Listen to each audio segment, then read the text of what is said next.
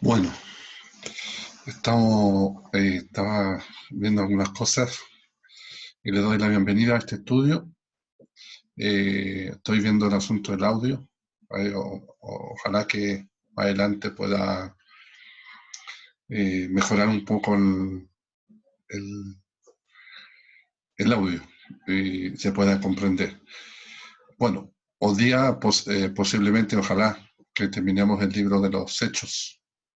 De hecho, perdón, el capítulo 2 de los Hechos, no, terminar los Hechos, no, capítulo 2. Y bueno, los otros videos que hemos estado viendo, eh, estamos viendo ya el derramamiento del Espíritu Santo y ahora vamos a ver la razón por qué fue derramado el Espíritu Santo. Hay varias razones, hay dos razones más bien específicas. Es la razón de la promesa del Padre y segunda, el señorío de Cristo.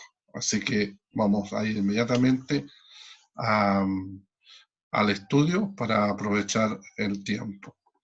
Ya, bueno, voy a compartirle aquí un, ¿cómo se llama? Un PowerPoint, eh, donde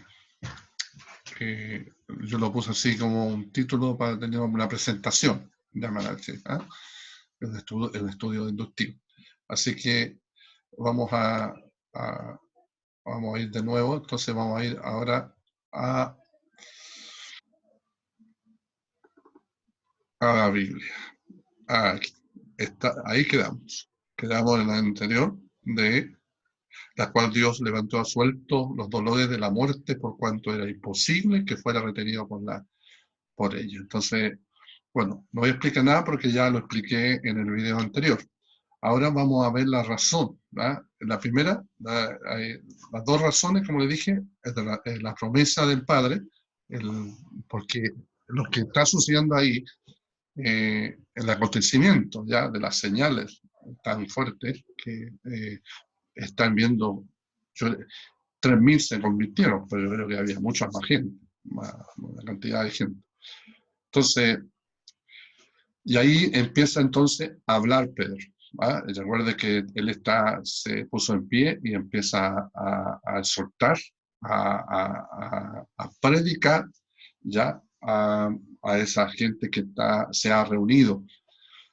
Dice, porque David dice de él, veía al Señor siempre delante de mí porque está a mi diestra y no seré conmovido. Por lo cual mi corazón se alegró y eh, se gozó mi lengua y mi carne descansará en esperanza, porque no dejarás mi alma en el Hades, ni permitirás que tu santo vea corrupción.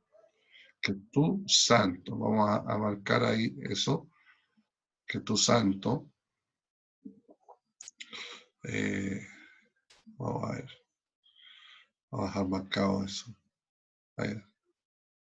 Bueno, aquí yo tengo un programa de la Biblia que se llama Logos, se lo recomiendo a aquellos que son estudiosos de la Biblia, disculpe, eh, eh, les recomiendo esta herramienta, es súper, súper buena. ¿no? Eh, no permitirás que tu santo vea corrupción y me hiciste conocer los caminos de la vida y me llenarás de gozo con tu presencia. David está diciendo en este salmo. ¿ya? Entonces, Pedro, dice, varones en la fe, que murió y fue sepultado y su sepulcro está con nosotros hasta el día de hoy. En otras palabras, que no, creo que habla del mismo salmo. Bueno, vamos a cerrar. Vamos a cerrar. Bueno, se está refiriendo al Mesías, se está refiriendo a Jesucristo. Y ahí aún la tumba de David está entre nosotros.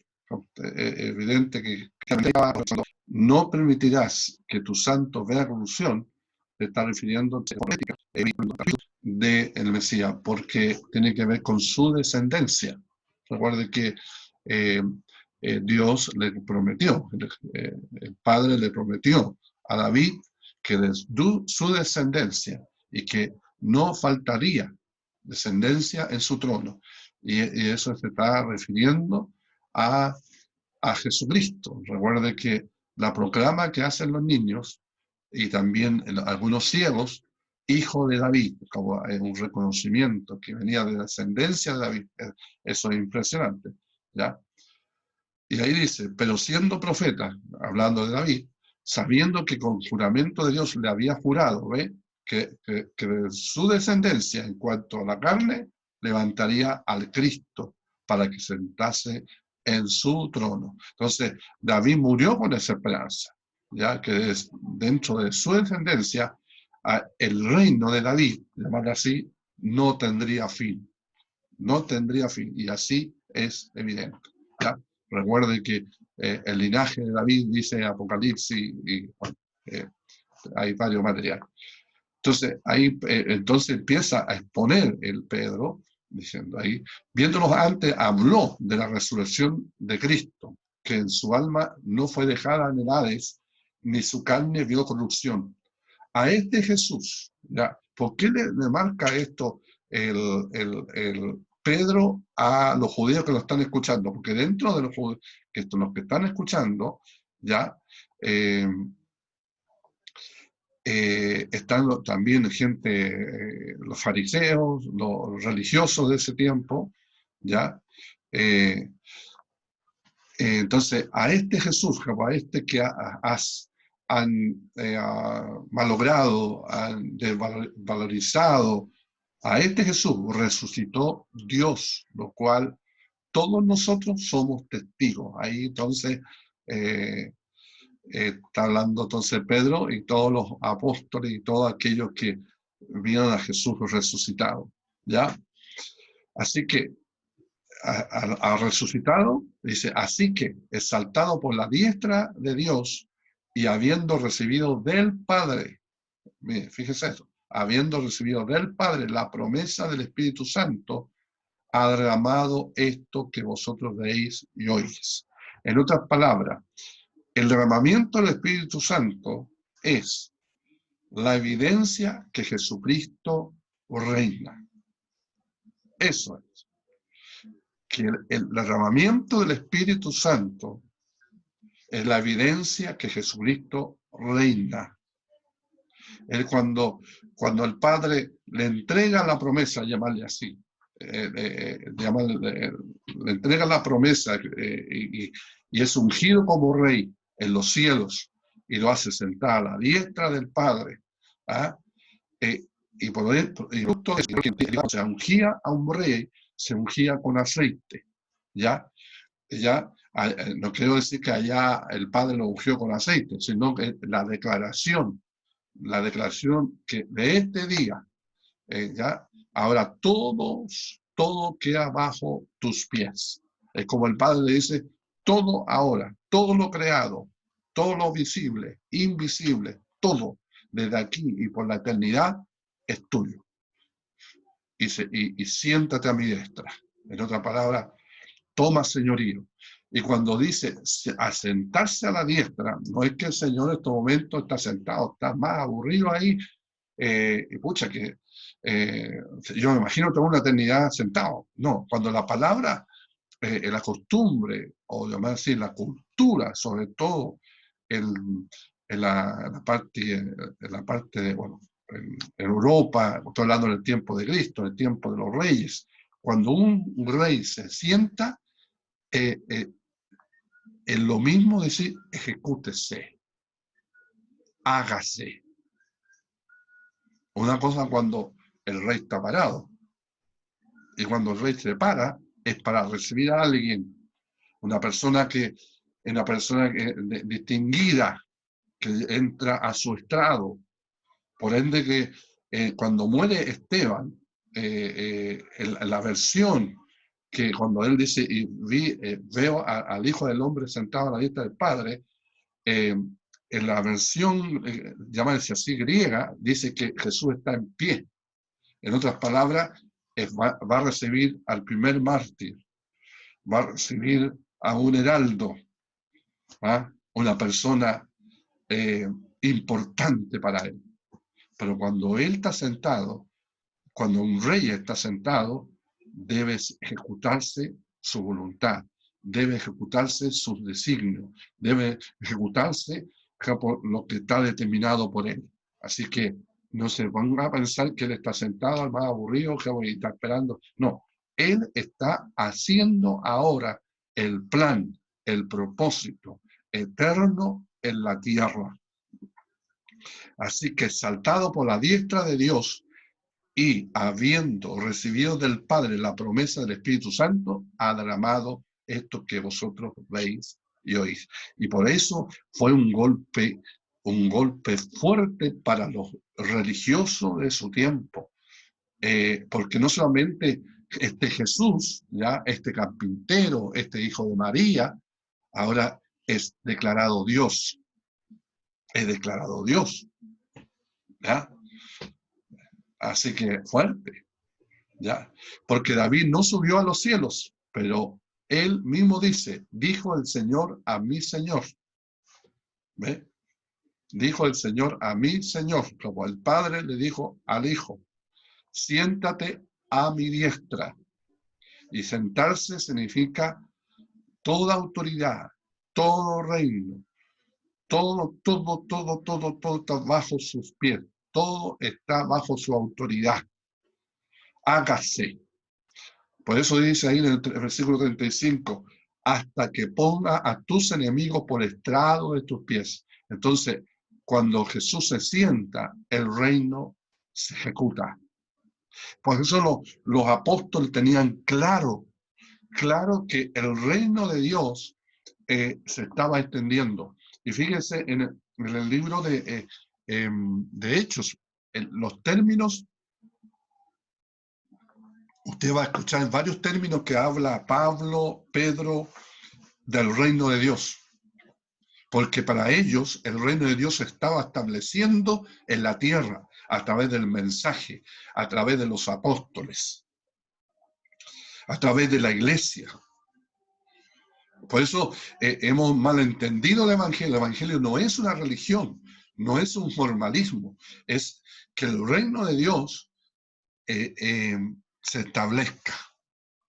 Ya se establezca. Lo que está sucediendo y ha pasado todos estos siglos, que el reino de Dios se está estableciendo y la consumación. Por eso la iglesia es una iglesia apostólica. ¿Qué significa la iglesia apostólica?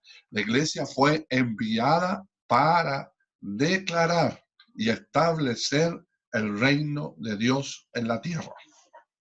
Lo único que va a hacer Jesucristo cuando vuelva por segunda vez es para consumar ese reino. Es lo que hacían los apóstoles. Apóstoles significa apóstolos. ¿Qué significa apóstolos? Significa enviado, que era un término romano. Por eso Jesús usó esa palabra apóstoles. Para nosotros nos vemos en forma muy distinta, pero Jesús, cuando declara y nombra a alguien, ya apóstol, apóstoles en este caso a los 12, le está dando el sentido, la fuerza ya a ellos. Por eso la iglesia es apostólica. Ahora va a entender por qué lo que le quiero decir. Que un apóstol, por ejemplo, en el caso de Romano, el emperador César, ya que estaba en Roma, enviaba a un general a tomar dominio a tierra de un territorio, de un reino.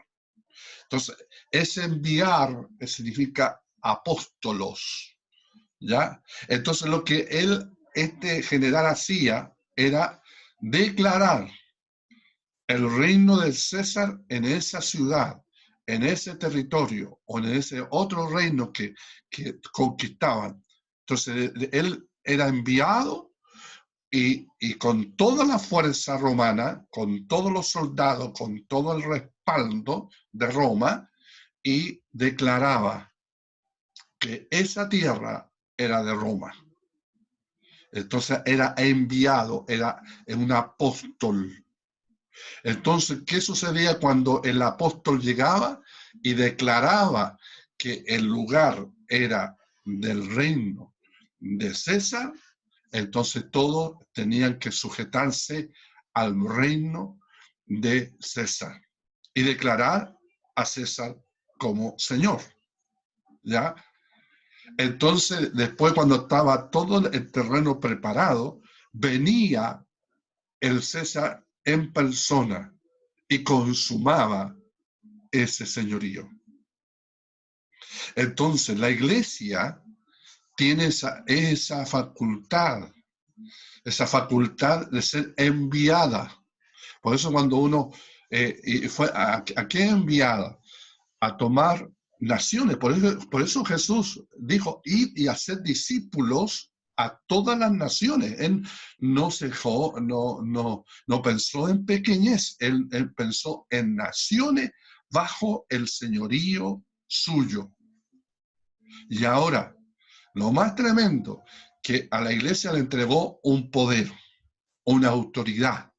Y ese poder y esa autoridad es el Espíritu Santo. Por esa razón fue derramado el Espíritu Santo. Por esa razón. No fue porque yo hablara en lenguas, que es una evidencia, que soy lleno del Espíritu Santo, es una evidencia del reino de Dios. Pero la evidencia más fuerte que es establecer su reino aquí en la tierra a través de las señales. Por eso, cuando dice lo envió, ¿ah? y confirmando al Señor con señales y prodigios. Ese Señor es el Espíritu Santo, ¿ah? Aquí en la tierra, confirmando el señorío de Cristo. Por eso los demonios se sujetan al nombre de Jesucristo. Al nombre de Jesús se sujetan. ¿Por qué? Porque reconocen autoridad en Jesús. ¡Wow! Sepa pues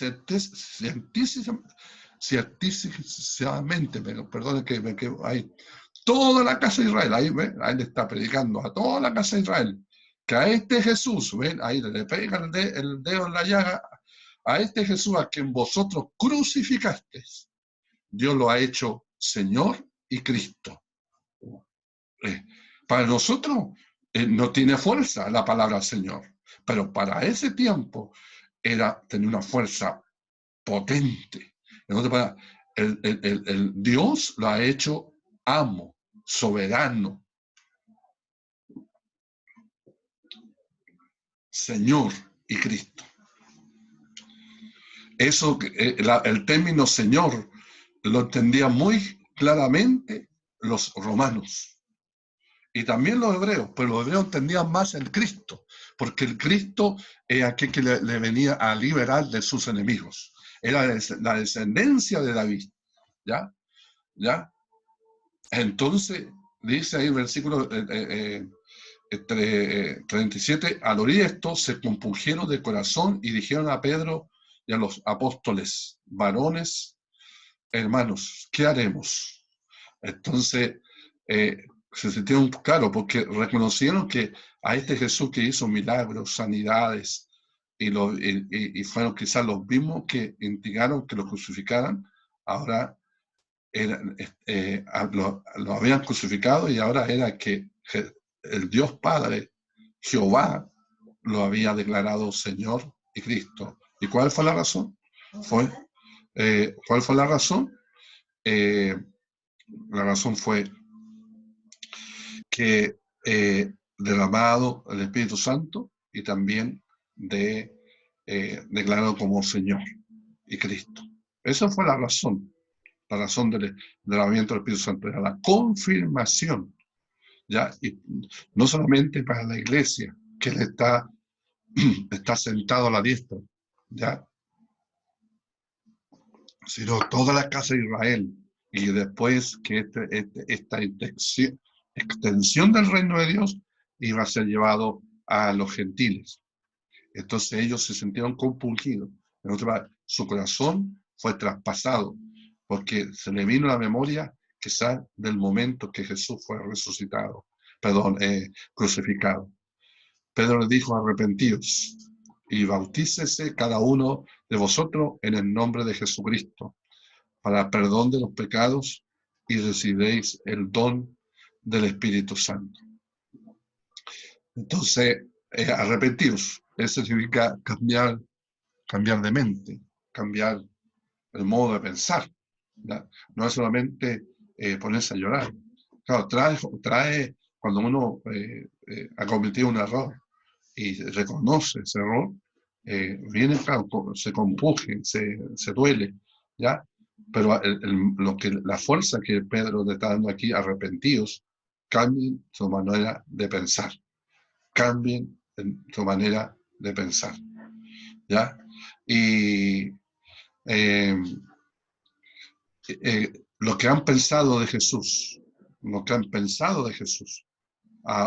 ahora cambien. Reconózcanlo como Señor, reconózcanlo como el Cristo, y bautícese, dice, cada uno de vosotros.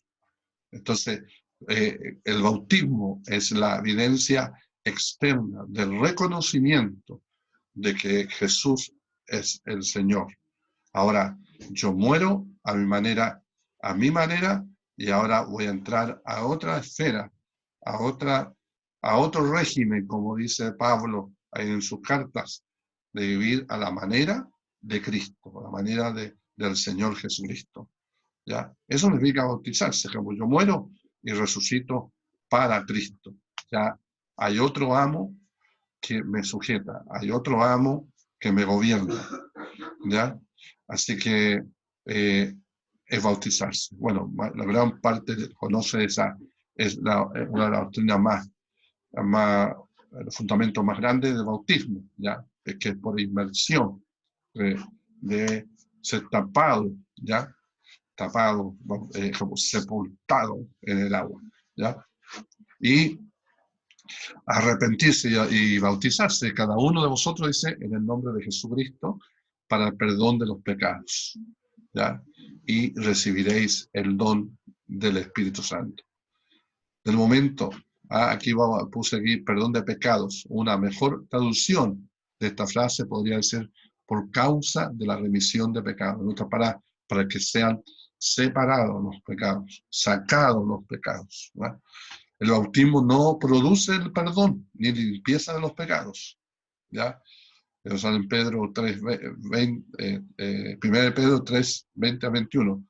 La experiencia del perdón precede a la ceremonia del bautismo. El arrepentimiento genuino es lo que trae el perdón de Dios, remisión, sacado de los pecados. Y es por esta razón que el creyente debía bautizarse. Amén. Así que, y recibiré el don del Espíritu Santo. El don, ¿ya? En otras palabras, cuando uno reconoce a Jesucristo como Señor, porque si confesarle con tu boca que Jesucristo es el Señor, de ese momento, el que convence de pecado es el Espíritu Santo. No es el predicador, no es el profeta, ni el pastor, no, es el Espíritu Santo que convence al pecador. Él te convenció a ti, me convenció a mí, fue el Espíritu Santo. Desde ya el Espíritu Santo entró. Y yo respondí al llamado, yo respondí al Espíritu Santo, en otras palabras, al mensaje que salía por la boca de Pedro, no solamente Pedro, sino inspirado por el Espíritu. Yo respondí, ¿ya? Tú respondiste. Porque para vosotros es la promesa, ¿ya? Para vosotros es la promesa. Y para vuestros hijos y para todos los que están lejos. Y ahí estamos involucrados nosotros, los chilenos, los que están lejos, para cuanto el Señor nuestro Dios llamare. Nuestra palabra, siglos y siglos, el Señor ha estado llamando para que sean parte de su pueblo. Y con otras muchas palabras testificaba y les exhortaba, diciendo: sed salvo de esta perversa generación. ¿Ya? ser salvo de cuando dice esto, a ver, de esta perversa generación, digo más que la respuesta de Pedro consistió en darle dos mandamientos que debían obedecer. El significado de ellos se comprende mejor a la luz del resumen prestado al final de la exhortación, 2:40, acá. ¿Va? Dice, tenían que salvarse no de su pecado personal, sino de esa perversa generación. El juicio de Dios vendría sobre ella dentro de no pocos años, años 70. Entonces está hablando aquí que ya la sentencia ya estaba dada. Jesucristo ya lo había sentenciado. Recuerden que en los evangelios hablan, estoy hablando del pueblo de Israel, ya de Jerusalén. He aquí que esta casa es dejada desierta. Ya en ese momento comenzó el juicio.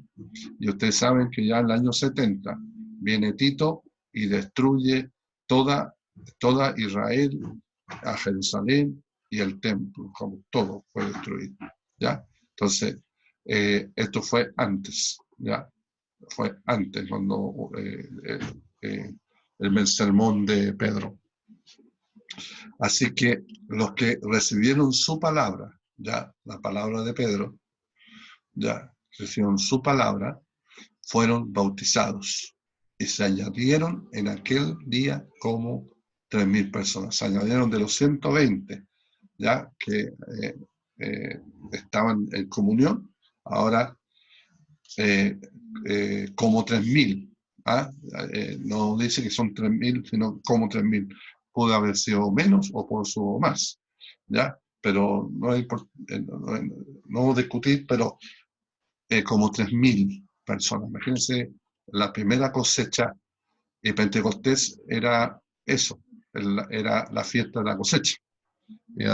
Imagínense la tremenda cosecha que recibió la iglesia primitiva de 120, 3.000 personas reciben a Cristo.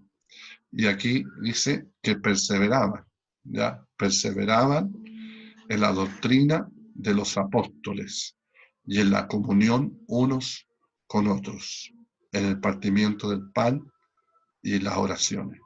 Perseveraban, ¿ya? ¿Qué significa perseverar? Significa siguiendo, ¿ya? Siguiendo, manteniéndose, ¿ya?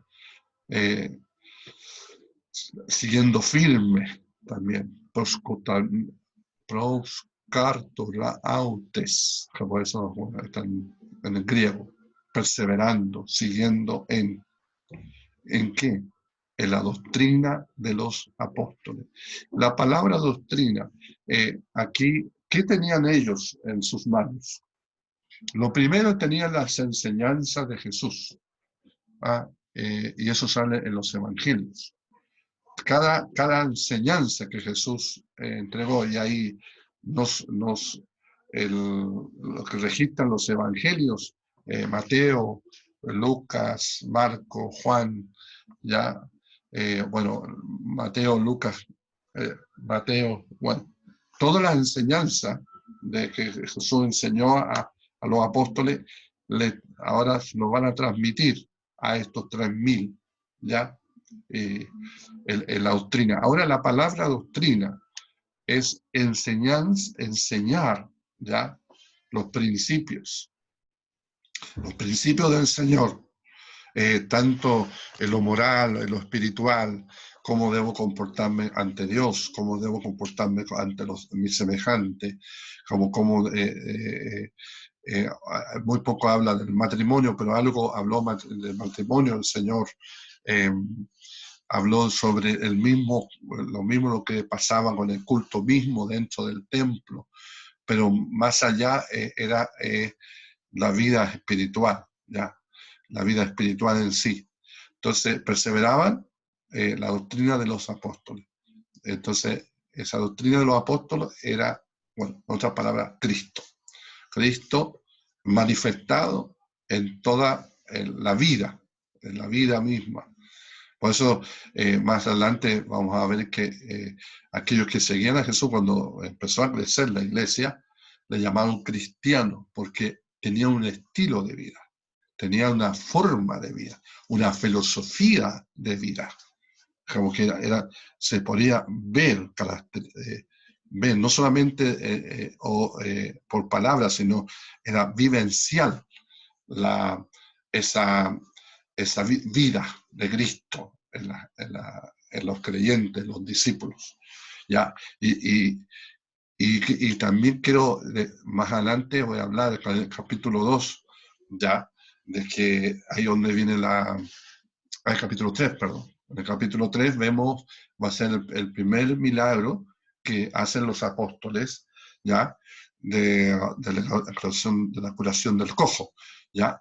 Y eso pasó 2 años después del derramamiento. Ya, muchos piensan que del capítulo 2 al capítulo 3 vino al tiro el milagro. No. Entonces, lo que es importante aquí, que los apóstoles se preocuparon de formar durante 2 años.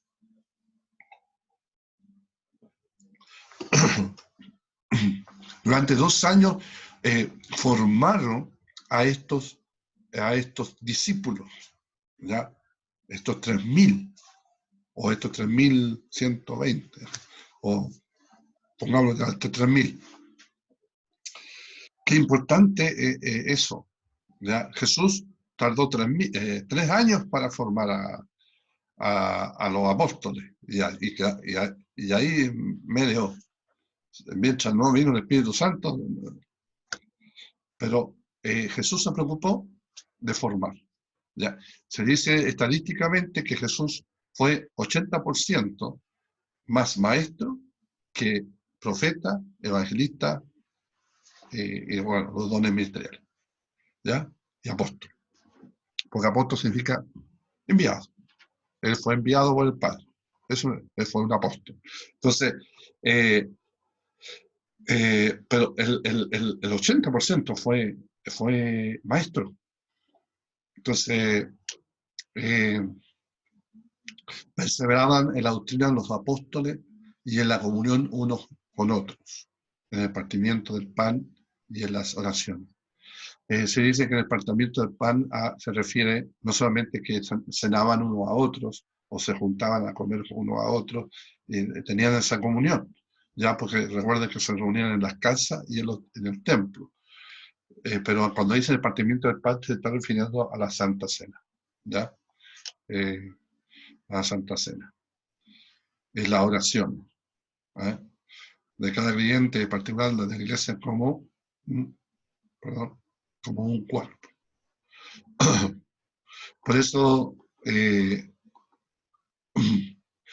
hoy día se está dando mucho en el campo de pandemia, que hay términos que están saliendo sin querer, ya, sin querer quizás uno habla que no es necesario de ir a la iglesia, no es necesario de estudiar la palabra o estar escuchando sermones, que no es necesario, sino que, sino que tenemos que tener la preocupación de lo que está sucediendo en el mundo, que la gente se está muriendo, bueno, y eso es doloroso. Pero me vino a mi mente cuando Jesús dice, a los pobres siempre lo tendréis, pero a mí no me tendréis. En otras palabras, siempre va a haber necesidad, pero no perdamos el objetivo que nosotros somos iglesia.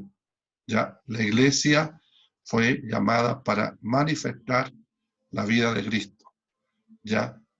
Y primeramente la comunión unos con otros, porque ahí es donde se manifiesta ya la comunión del Espíritu Santo con la iglesia, ya como cuerpo, ya como cuerpo, porque esa filosofía que ya no necesita la iglesia, entonces cada uno tiene su dependencia y en forma independiente.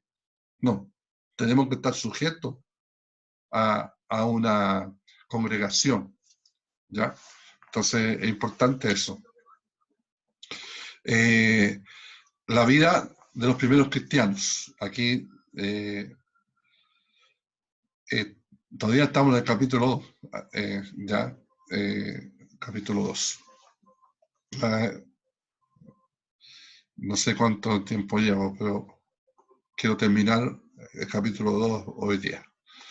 La vida de los primeros cristianos. Producto de esto, mire, producto de la comunión, producto de la comunión, de la doctrina, ya, de la vida de estos 3.000 personas, ya, aún, y quizá aún más, sobrevino temor a toda persona, y muchas maravillas y señales eran hechas por los apóstoles.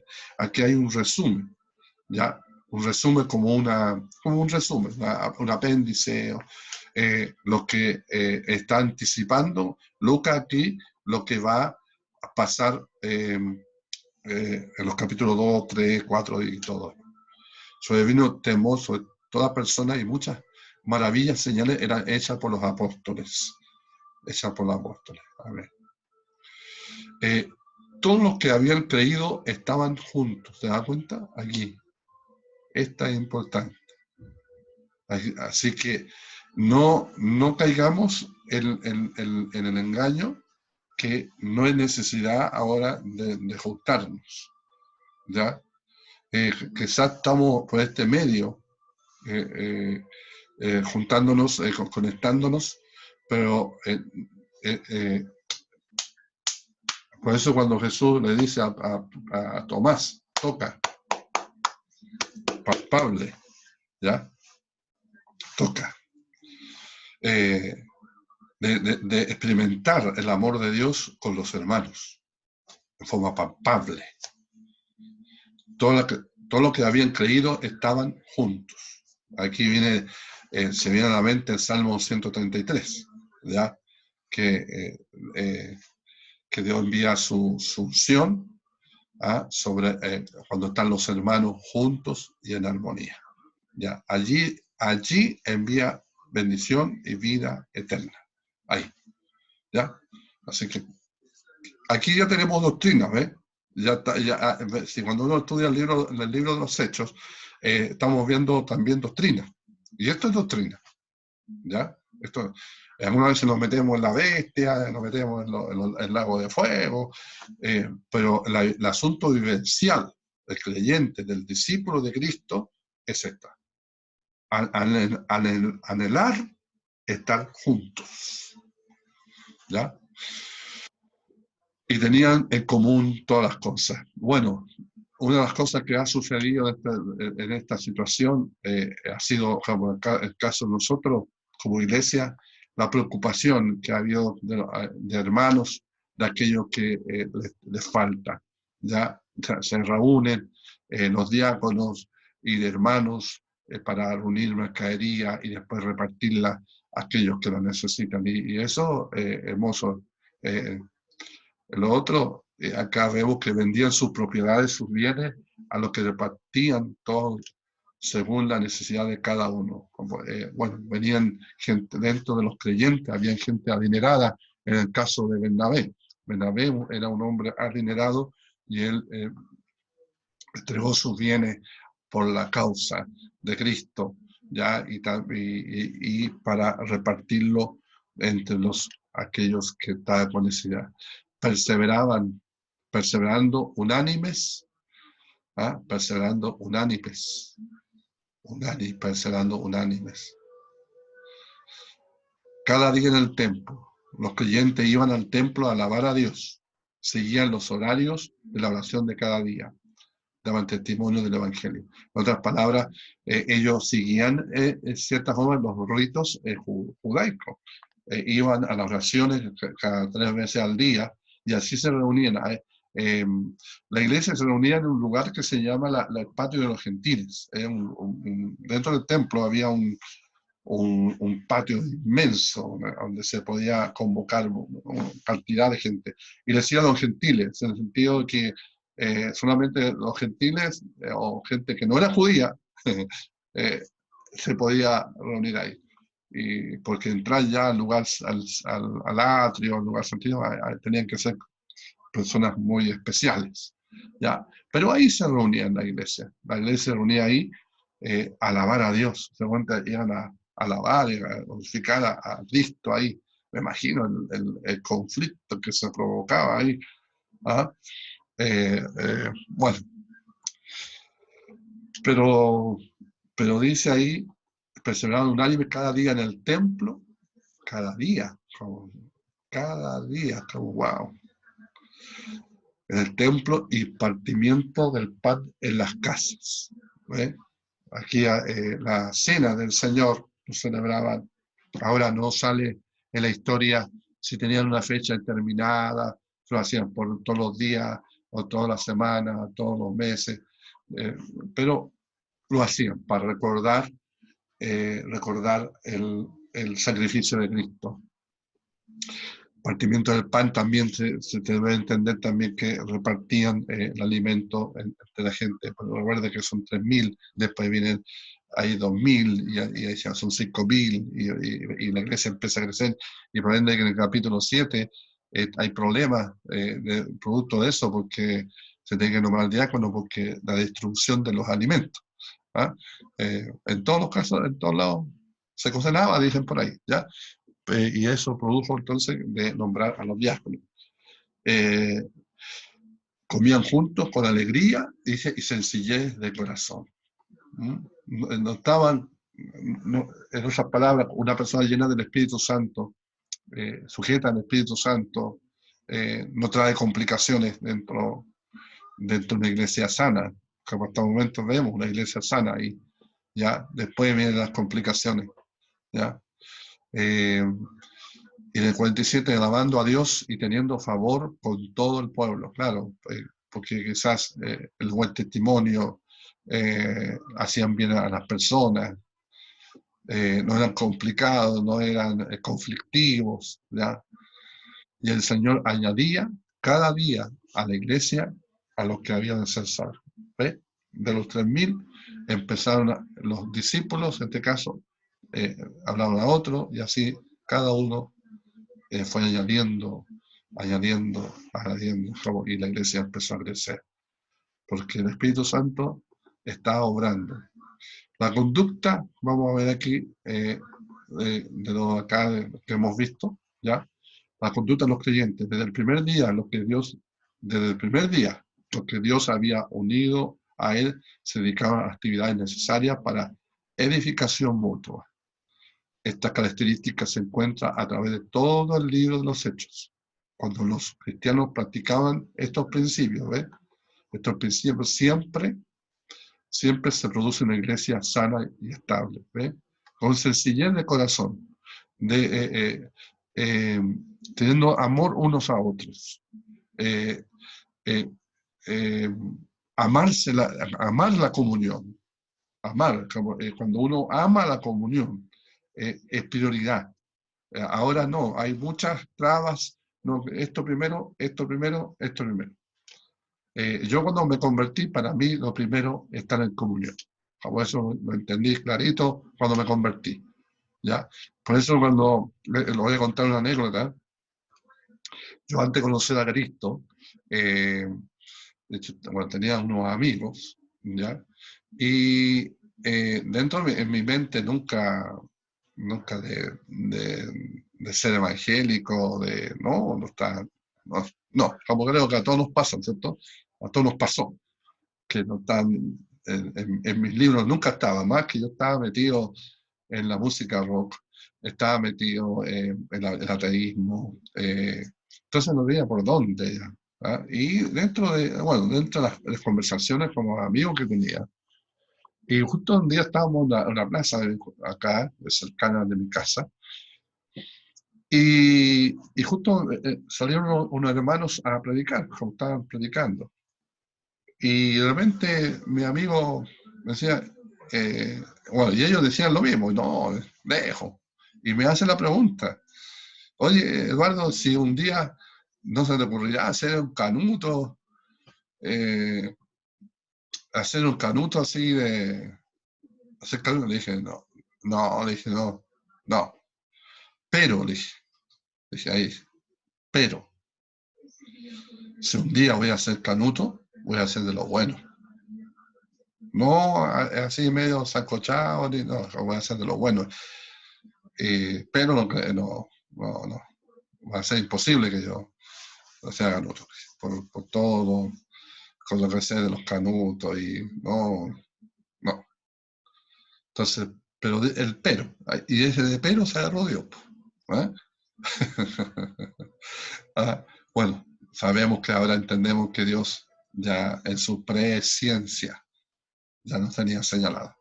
Entonces, eh, cuando siempre me acuerdo de eso, dije, si voy a hacer de los buenos. He procurado durante estos 40 años hacer de los buenos. ¿Ah? Dejamos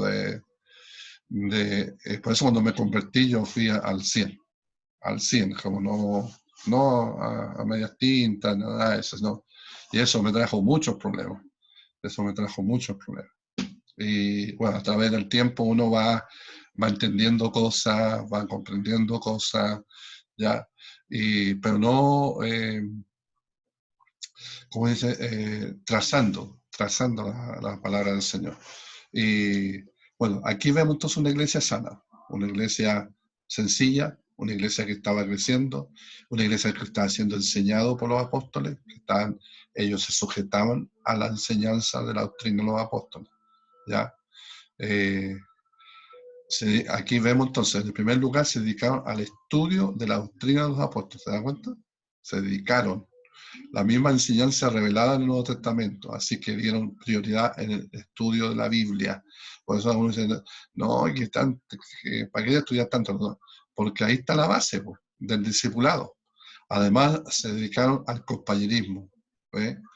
Cada uno compartía lo que era y lo que tenía con los demás.